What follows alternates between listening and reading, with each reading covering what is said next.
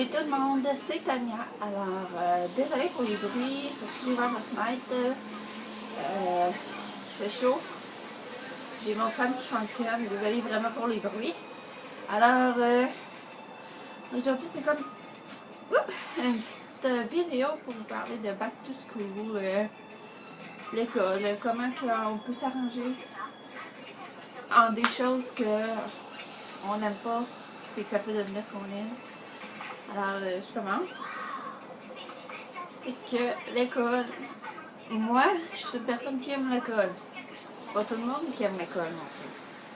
L'école, c'est une place où ils vont te montrer quoi faire, comment faire et t'expliquer comment faire pour bien réussir dans la vie, pour avoir un super bon emploi, pour avoir une maison, une famille, un chien, chat, jamais. Alors, aussi à l'école, il y a aussi de l'intimidation à l'école. Surtout que maintenant, avec Internet, il y a aussi de excusez-moi, je me reprends, du cyber-intimidation. C'est à peu près la même chose, c'est déplaisant. J'ai vécu une intimidation, je m'en suis sortie. Oui, vous pouvez vous en sortir en parlant. En parlant aux bonnes personnes, à vos professeurs même. Parlez de ça aux professeurs. Plus vous en parlez à plus de gens, plus vous allez vous sentir mieux. Avoir confiance en soi, c'est dur j'avoue, c'est dur à faire, c'est dur à l'avoir, l'estime de soi, il faut vraiment travailler sur ça. Parce que dans la vie, rien ne nous tombe dans les mains tout cuit. Comme ils disent, tout cuit, rien ne nous tombe tout cuit dans le bec. OK? Rien n'est facile. Rien n'est là pour nous faciliter la vie. L'argent, c'est sur les arbres. Il faut vraiment se donner. L'école, pour moi, c'était... Oui, ça a été difficile intimidément, en me faisant intimider, en me faisant battre. Je l'avoue. En revenant à la maison en broyant, mes parents pourraient le confirmer. C'est beaucoup plus difficile que je pensais avant. L'école, moi, je me disais que c'était une torture. Surtout au primaire. Quand je suis rentrée au secondaire, ça a été pas mal moins pire. Mais quand même, je me faisais intimider. Je me suis fait intimider. Alors, j'en ai parlé à beaucoup de monde. J'en ai parlé à mes parents en premier. J'en ai parlé à mes professeurs parce que j'ai eu des courriels, des emails, des messages sur Internet dans le temps, en 2000, 2001, dans le premier Internet, dans le seul Internet qu'on avait dans son MSN, qui n'existe plus maintenant.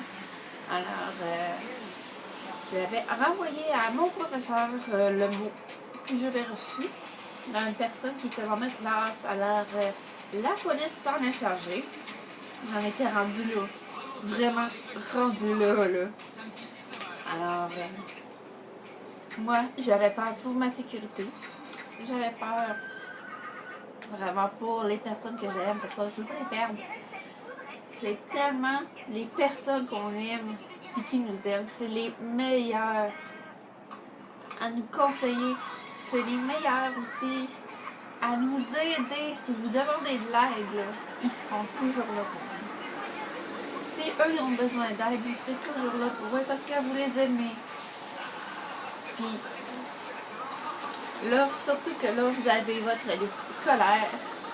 Ah ben, que ce soit cégep, université, secondaire, primaire ou un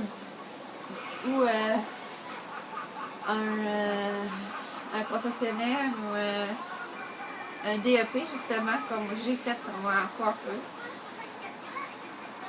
Ok, aujourd'hui ils sont pas très beaux mes cheveux, mais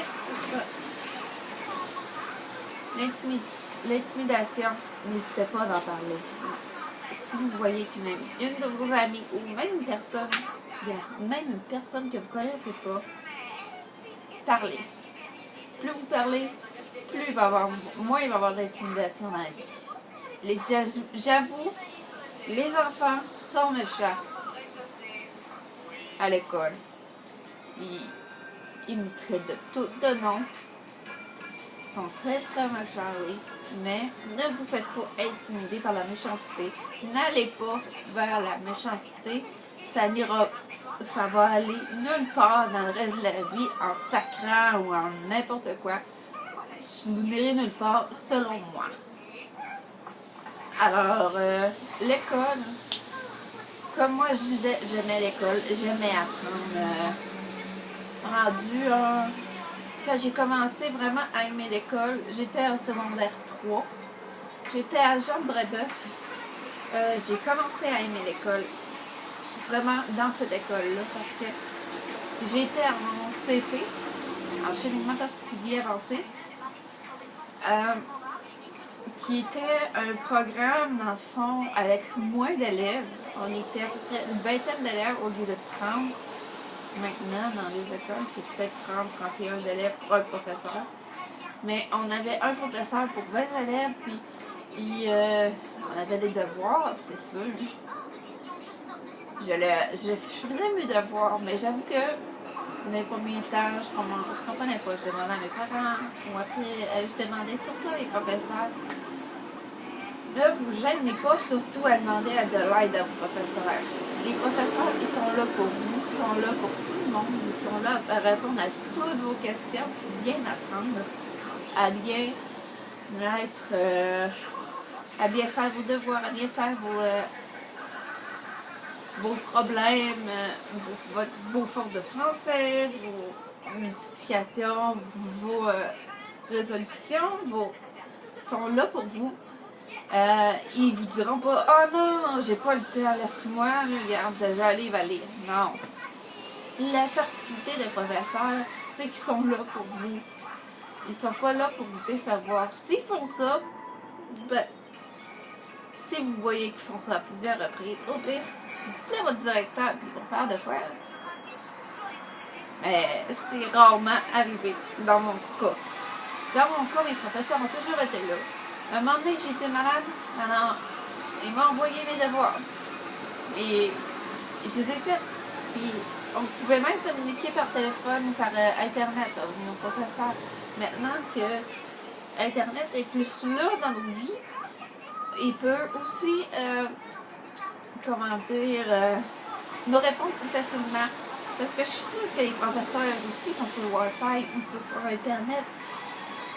Alors, c'est plus facile aussi pour eux pour vous répondre avec « Envoyez votre question. 2 minutes, peut-être pas, mais au moins, peut-être aujourd'hui, je vous dirais, la journée d'après, si c'est une fin de semaine, vous avez votre réponse en fin de semaine. Puis, ne vous gênez pas à demander de l'aide. Surtout, ne vous gênez pas à demander de l'aide. C'est des professionnels, ils ont fait leur cours là-dedans, ils ont eu leur diplôme. Puis, il y en a peut-être comme professeurs qui commencent, mais ils ont eu leur diplôme. Ça veut dire qu'ils sont bons dans leur domaine. Il y en a qui, ça fait peut-être 25 ans, ils ont de l'expérience. Surtout, ne pas avoir peur de demander de l'aide. Parce que moi, je vais vous donner un exemple de moi.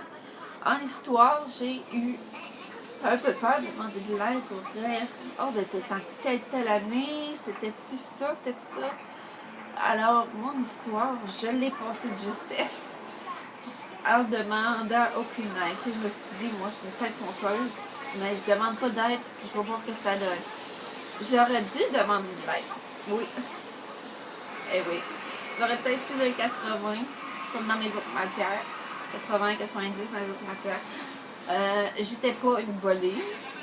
J'étais pas la bolée de l'école. J'étais pas la bolée de la classe. À l'école, il y a aussi des activités. Des activités scolaires. Donc, moi, j'avais le cheerleading dans le temps. J'avais beaucoup de bénévolat que je faisais. Je l'ai fait une fois à l'Aube-Rivière, qui est à Québec, dans le Québec. J'ai fait à Marie, Sœur Marie, Victorin, je crois. Je suis pas sûre. Mais ça, je l'ai fait 3-4 fois. Ça, c'est on sert les pauvres dans le fond. Les plus démunis, ceux qui sont dans le besoin, ceux comme vous qui demandent de l'aide. On leur donne à manger. Puis ils sont contents. Puis je vous dirais que c'est quelque chose à peut-être à faire ou à explorer le bénévolat pour les pauvres ou les plus démunis. Parce que ça fait du bien. Parce que on voit maintenant que la vie, la richesse, c'est pas donné pour tout le monde. La richesse, c'est quoi? C'est quoi la richesse? La richesse, c'est... Oui, il y en a qui vont dire que c'est l'argent. Oui, l'argent mène le monde. Ça, je ne peux pas le refuser. Oui, l'argent mène le monde. L'argent, c'est du papier qu'on donne. Mais le cœur, c'est ce qui reste jusqu'à la fin de nos jours. Puis faire du bénévolat pendant mon temps d'école, ça a été bien créatif parce que maintenant, je fais juste presque ça, à part d'autres choses que je fais. Je donne mon temps en Boulimie, je donne mon temps aux fermières. Je suis une fermière, je suis dans un cercle de fermières. J'apprends beaucoup de choses avec ces personnes-là. J'ai appris à broder. J'ai appris à crocheter. Il me reste à apprendre à tricoter. Alors, ça paraît pas, mais on peut faire de belles affaires. Ne pensez pas aux petits napperons, aux gilets de laine, là, ou les bas, ou les pantoufles. Non, on peut faire plus de choses que ça. Mais avec l'école, ce que ça m'a appris, c'est d'appris de moins penser à moi, de penser plus aux autres. L'école, je sais qu'il y en a qui vont dire « Ah, oh, c'est plate, j'aimerais bien rester à la maison. » Ah, ben là, ça, c'est votre choix. Si vous, plus on aime l'école, plus on trouve que ça passe vite. Moi, j'ai commencé à aimer l'école en secondaire 3, comme je vous disais. J'ai trouvé que le temps a passé super vite. C'est 180 jours d'école, avec 3-4 jours de tempête s'il y en a, sinon vous terminez tout le bonheur. Une semaine de relâche, vous avez Noël, vous avez tout l'été. C'est beaucoup de congés, là. Ouais. Moi, j'avais pas ça. Oui, j'avais ça. Mais les journées de tempête étaient repris à la fin de l'année. On finissait le 23, des fois une, des fois deux. Non, on finissait vraiment juste le 23, puis on pouvait finir à 5 heures. Aussi, on pouvait faire les jours de tempête à rattraper quand il y avait des congés d'école, quand ils nous donnaient les bulletins. Le vendredi, le lundi, c'était congé. Mais pour nous, le lundi n'était pas congé. Alors, ce que vous avez à vous plaindre, je ne sais pas ce que vous avez, mais je vous souhaite de ne pas vous plaindre. C'est juste mon avis que je donne dans cette vidéo. Parce que le monde aime ou aime pas. On ne peut pas décider pour chaque personne. Alors, l'école, bien choisir ces choses, avoir un bon cadenas, je vous dirais, parce que moi, j'avais un petit cadenas, puis je me l'ai fait péter 2-3 fois. J'ai acheté 2-3 fois une cadenas, mais ouais, l'école, c'est un lieu d'éducation. C'est un lieu où vous allez faire directement votre choix dans la vie. Dans la vie, oui, il y a les amis, oui, il y a la famille, mais vous allez choisir comment survivre votre vie après l'école. Ce que vous allez faire, votre emploi. Dans quelle direction vous allez aller?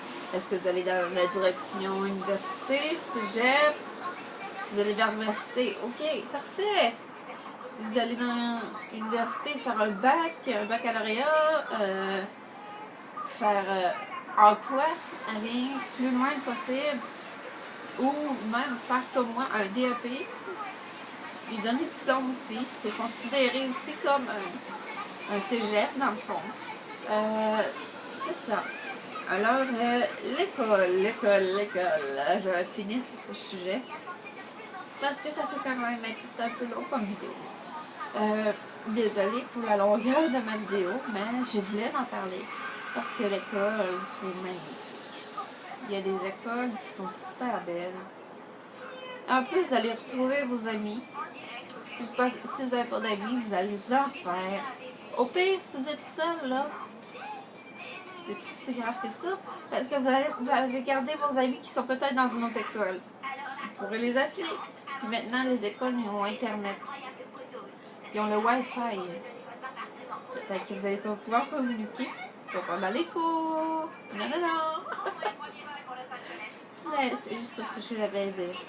Et ne vous faites pas intimider. Si vous le faites, demandez de l'aide. Alors, c'est ça que je voulais dire comme vidéo. Désolée, ça a été un peu long. J'ai pas voulu faire de montage. Dans le fond, je me filme avec mon iPhone. J'espère que j'ai une bonne image. Alors, je vous dis, faites attention à vous autres, surtout moi. Tout le monde, faites attention à vous autres. Alors, je vous dis, restez beaux, restez belles, abonnez-vous à ma chaîne si ce n'est pas fait, et restez comme vous êtes. Bye! C'est Tania.